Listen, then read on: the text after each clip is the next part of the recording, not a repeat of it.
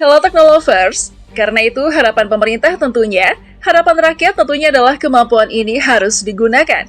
Semua investasi rakyat di aset ini harus dijaga dengan sebaik-baiknya.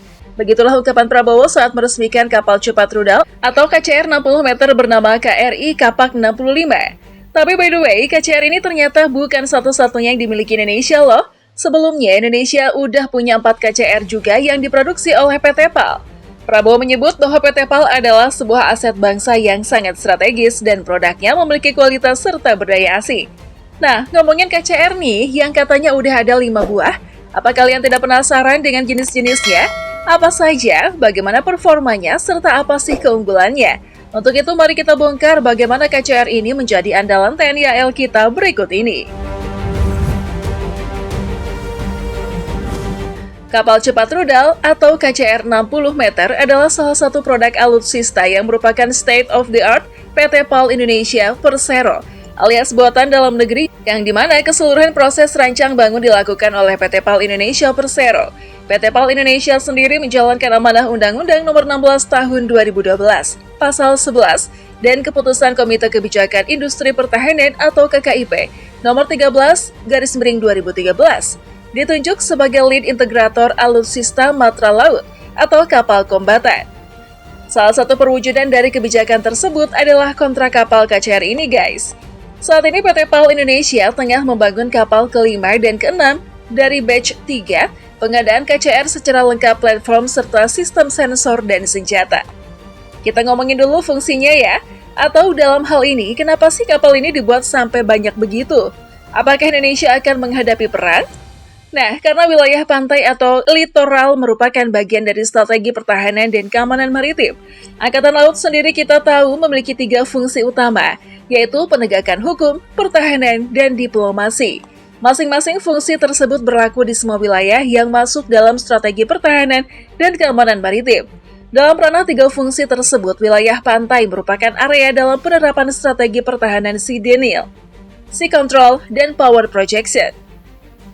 Penegakan hukum wilayah pantai merupakan wilayah kedaulatan yang di dalamnya banyak mengandung sumber daya alami, maka perlu adanya good order di laut. Dalam ranah diplomasi, wilayah pantai merupakan ranah pelaksanaan strategi deterrence. Sesuai dengan arah strategi Green Water Navy, TNI AL, maka kemampuan-kemampuan Sea Denial, Sea Control, Law Enforcement harus dimiliki dan prima untuk dapat mengamankan seluruh wilayah teritorial. Kepala Proyek FFBNW KCR 60 meter batch 2, Bambang Junaidi bahkan menjelaskan nih, kalau hingga saat ini PT PAL Indonesia Persero telah membangun 2 batch kapal KCR 60 meter yang terdiri dari 4 kapal sejak tahun 2012 lalu. Dan pada tahun 2020 telah dibangun kapal kelima dan keenam dalam batch 3. Pokoknya Pak Bambang jadi kepala proyek pembuatan beberapa kapal ini, termasuk yang dibuat tahun 2016 dan 2019 lalu. Soal performa, kalian wajib tahu nih, kalau kapal KCR secara umum masuk dalam kategori Offshore Patrol Vessel atau OPV yang memiliki kemampuan manuver yang lincah, mampu bergerak secara cepat, serta dapat digunakan untuk melakukan pengejaran terhadap kapal asing yang melanggar wilayah teritorial. Nah, sebagai negara kepulauan yang mayoritas wilayahnya berupa lautan seluas 6,4 juta kilometer dan memiliki garis pantai sepanjang 108.000 kilometer, dengan luas wilayah maritim tersebut, terdapat banyak kerawanan atau ancaman. Ancaman atau kerawanan terbesar saat ini adalah pelanggaran batas wilayah dan kegiatan kriminal seperti pencurian ikan, penyelundupan, perdagangan manusia, dan lainnya. Dengan kecepatan, kelincahan, dan daya jelajah yang dimiliki oleh kapal KCR 60 meter, ditunjang dengan semakin baiknya strategi pengamanan wilayah maritim serta kuantitas kapal perang yang dimiliki TNI AL, maka kerugian negara yang diakibatkan oleh pelanggaran wilayah kapal asing semakin berkurang. Lalu, karena kapal ini disiapkan untuk menjaga wilayah kesatuan Republik Indonesia di sektor laut, tentu saja keunggulan KCR 60 meter haruslah memiliki sistem persenjataan, di mana kabarnya penggunaan rudal merubah taktik perang laut. Sistem senjata tidak lagi terbatas pada jarak jangkauan meriam dan torpedo kapal perang. Teknologi rudal menjadi pembeda antara strategi perang laut konvensional dan modern. Perbedaan antara kanon dan rudal adalah jarak tembak, fleksibilitas penggunaan, dan daya hancur. Kapal perang yang mengandalkan kanon harus berada dalam jarak tembak target, harus memposisikan haluan kapal agar kanon dapat menembak dengan efektif. Efek tembakan Cannon tidak cukup untuk menghancurkan target dalam waktu singkat. Peluru yang ditembakkan oleh Cannon tidak memiliki pemandu sehingga probabilitas mengenai target rendah. Target sangat mungkin untuk melakukan manuver menghindar atau melakukan serangan balik. Sementara serangan rudal dapat secara efektif menghancurkan musuh dengan cepat.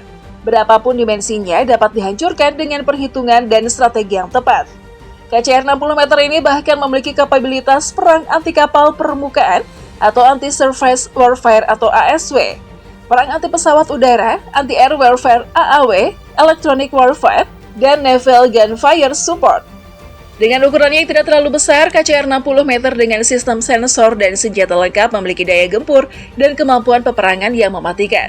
Rudal tersebut memiliki keunggulan daya hancur yang besar, kecepatan subsonik untuk mencapai target, presisi tinggi terhadap target berkat pemandu yang terus dikembangkan dan diperbaharui teknologinya.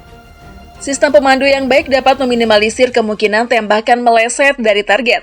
Rudal dapat dikatakan ideal ketika memiliki kecepatan yang baik, daya hancur yang baik, dan memiliki circular error probability atau CEP kecil. CEP merupakan analisis kuantitatif kemungkinan objek balistik meleset dari target. Semakin kecil CEP berarti semakin akurat objek balistik tersebut. Berikut lebih jelas jenis-jenis KCR beserta keunggulan masing-masing jenisnya, sehingga jadi andalan TNI AL sampai sekarang. KRI Kapak 625. Pertama, ada KRI Kapak 625 yang baru diresmikan Prabowo nantinya akan bergabung di bawah Komando Armada 3 atau Ko-Armada 3 TNI AL yang membawahi wilayah Laut Indonesia bagian timur. KCR 60 meter kelima ini memiliki kemampuan manuver yang lincah, mampu bergerak secara cepat. Kapal ini juga sesuai fungsinya, yakni pengamanan wilayah maritim dan melakukan pengejaran terhadap kapal asing yang melanggar wilayah teritorial Laut Indonesia.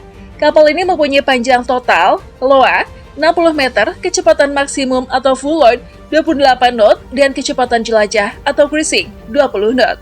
Untuk menambah daya gempur dan kehandalannya, KCR 60 meter ini akan dipasang sensor dan weapon and command atau SEWACO.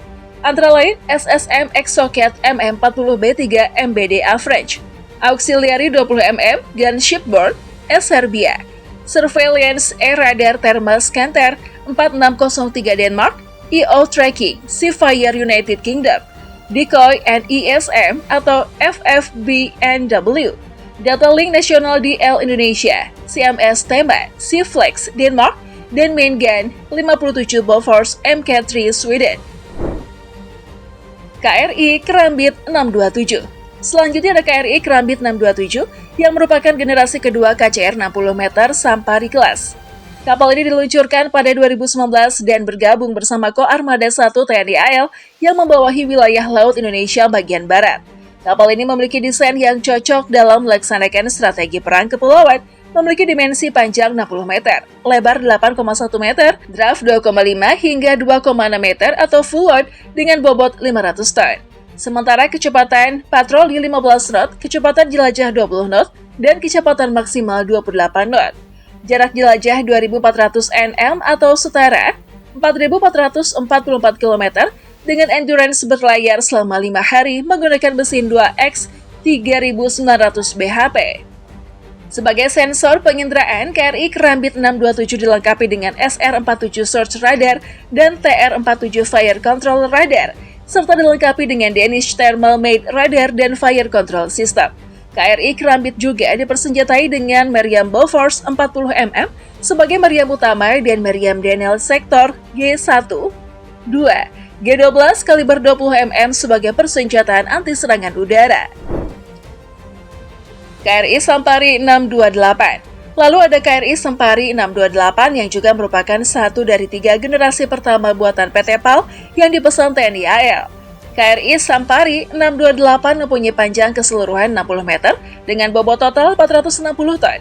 Sebagai kapal cepat, KRI Sampari 628 didukung 2 mesin diesel yang masing-masing punya kekuatan 2.880 kW dari mesin tersebut. Dapat dicapai kecepatan maksimum 28 knot, kecepatan jelajah 20 knot, dan kecepatan ekonomis 15 knot yang mampu membawa banyak personil hingga 55 orang. KRI Tombak 629. Posisi selanjutnya ada KRI Tombak 629, di mana kapal ini merupakan kapal kelas Sampari yang diluncurkan pada tahun 2014 lalu. Meskipun udah lama nih, kapal ini masih tetap oke sih kalau mau dibawa bertempur, di mana kapal ini mempunyai panjang 60 meter dengan lebar sekitar 8,10 meter. Apalagi kecepatan maksimum mencapai 28 knot. Hal ini bahkan dilengkapi dengan meriam Bofors 57 mm dan rudal anti kapal C705 dengan jangkauan 140 km yang mampu meluluh lantakan musuh. Mengerikan bukan? KRI Halasan 630. Performa KRI Halasan 630 mampu berlayar sampai kecepatan maksimal 28 knot dengan kecepatan 20 knot atau 37 km per jam, serta daya jelajahnya mencapai 4.400 km. Dan daya tahan KRI Halasan 630 hanya mampu mencapai 9 hari saja. Selain itu, pamor KRI Halasan 630 juga sudah terkenal di ajang internasional seperti IMDEX 2019 Asia yang digelar di Singapura. Tidak hanya itu, kapal ini juga dipersenjatai dengan meriam Bofors 57 mm L70 yang menggantikan versi 40 sebelumnya. Selain itu, kapal ini juga dilengkapi dengan 2 meriam 20 mm dan 2 peluncur rudal anti kapal. Bisa dibawa berperang ini sih.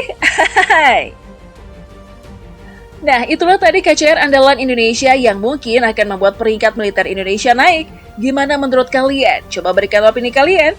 By the way, jangan lupa like, komen, dan share video ini ya. Sampai jumpa!